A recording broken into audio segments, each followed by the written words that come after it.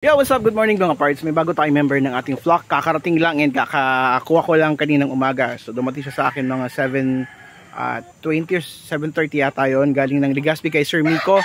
So ayan, follow nyo yung Facebook niya. Kung gusto nyo kumuha ng BPR na quality.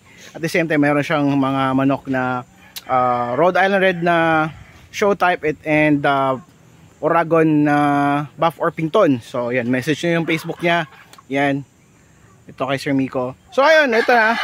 Kakarating na lang. So syempre bago natin siya ipasok doon sa ating manukan doon sa flock, di-disinfect natin siya.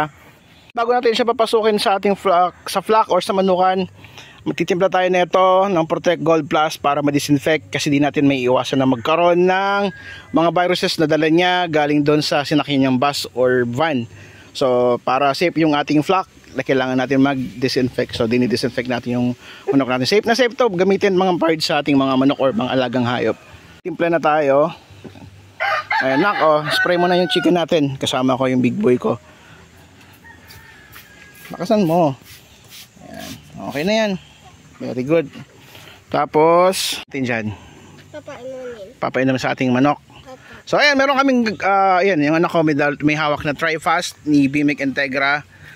Gamit natin siya pang bacteria flushing and antibiotic. So bibigyan natin siya ng 3 consecutive days. Nakuha tayo ng isa. Meron na kami nakuha ng isa. Ay, nahulog. 3 consecutive days para sa maintenance. So although wala naman siyang sipon, pero syempre napaka-importante na magkaroon tayo ng bacteria flushing and antibacterial sa ating mga alagang manok para safe yung ating flock. Wala pa yung magiging asawa nito. So tara, painom tayo. Ayaw pa. Wait. Hiya pa siya mag-ano. Aray ko. Okay, good job. So tara, pasok na natin to. Tama ka sa loob. Mukha yung iba. Ganda. Yan o. Pasok ka na ha. Pasok ka na to. Visit mo na lang siya, okay? So ayan, napainom na natin siya ng TriFast ni Bimic Integra na bacteria flushing or antibacterial, and then soon kasama niya siya dito sa ating flock na maglakad-lakad dyan sa ating manukan o sa likod ng o sa range ng ating manukan. Ito yung ginagamit nating antibiotic mga parts at pang bacteria flushing sa ating mga manok. Meron itong Contremycin at Bromycin para sa mas mabilis na solusyon laban sa sipon, pisik at halak.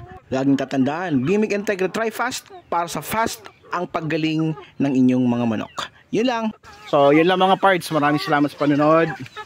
God bless, ride safe, happy farming.